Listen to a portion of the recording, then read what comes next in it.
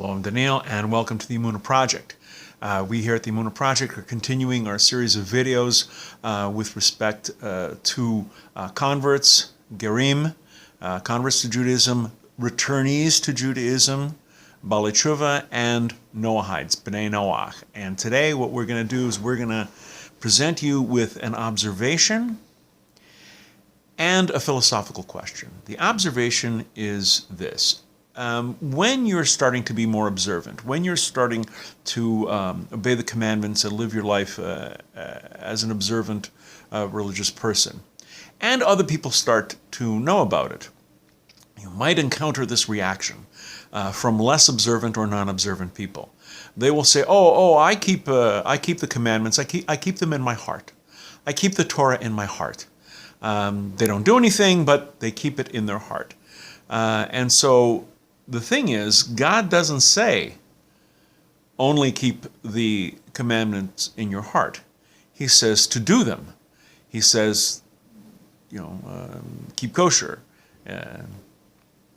Eat matzahs on Passover. You can't eat matzahs on Passover in your heart. You can't wear tefillin in your heart.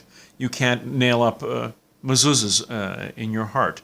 You can't hear the shofar on Rosh Hashanah in your heart. These are things that you can only do with your bodies, with your senses, with the people who say they keep the commandments in their heart, especially Jews and Bnei Noach and Noahides who are obligated to keep the commandments. God keeps saying, do them.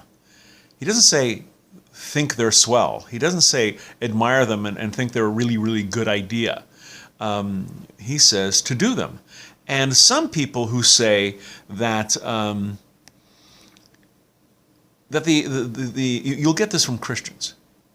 It's impossible to keep the commandments. It's impossible to keep them perfectly. You can't do it. Well, first of all, God doesn't say keep them perfectly. He doesn't expect us to keep them perfectly. He expects us to do them.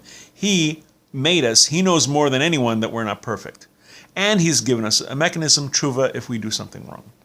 But secondly, like I said, God says do them. And God Himself contradicts them that say, listen, these commandments, they're not way, way up in heaven where you're saying, who's going to go up in heaven and bring them down and tell us how to do these things? They're not so far across the sea that we're going to say, who's going to cross the seas and get these laws, these words to tell us what to do? No, God says they are near to you. They're in your mouth and in your hearts so that you can do them. This is in Devarim. This is in Deuteronomy, chapter 30, verse 12. We can do them. Now, it says, the commandments, they're in your mouth, they're in your hearts. Great. Finish the verse. They're near to us in our mouth, in our hearts, so we can do them. They can't just stay there. We have to act them out. We have to do it. You can't keep commandments in your heart. You can't nail mezuzahs to the doorposts of your heart. So a little observation there. Now, a philosophical question. Why do we need a physical world? It's a valid question. Why do we need a physical world? Why do we need Earth? Why do we need, our spirits, our souls are spiritual. God is spiritual.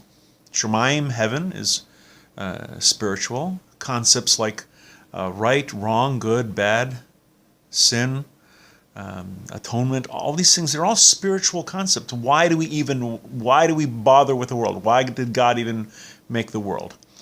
As we alluded to in the observation with respect to the people who keep them, the commandments in their heart, what we call cardiac Jews.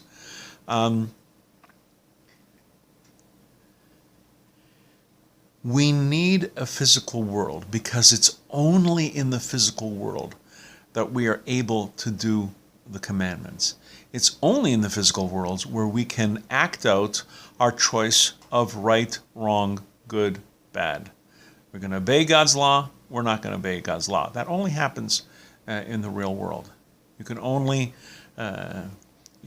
do commandments in the real world. You can only fast on Yom Kippur in the real world. You can only wear clothes that don't have a mixture of fibers in the real world. It's not like your soul is running around in a suit. It's only the real world. This is why we're here. This is the meaning of life. We go through life loving God and obeying His commandments. When all is said and done, King Solomon says, what is the bottom line of everything? Fear God and obey His commandments. That's the meaning of life. Love God and obey His commandments. And this whole cardiac believer thing, I'm sure as the Noahide movement grows more and more, we're going to have cardiac Noahides keeping the commandments in their heart. Bless them. But that was today's observation and philosophical question. We're going to be doing more videos in the future. Please come back. Please watch. Please learn. I hope you find them enjoyable. I hope you find them meaningful and helpful.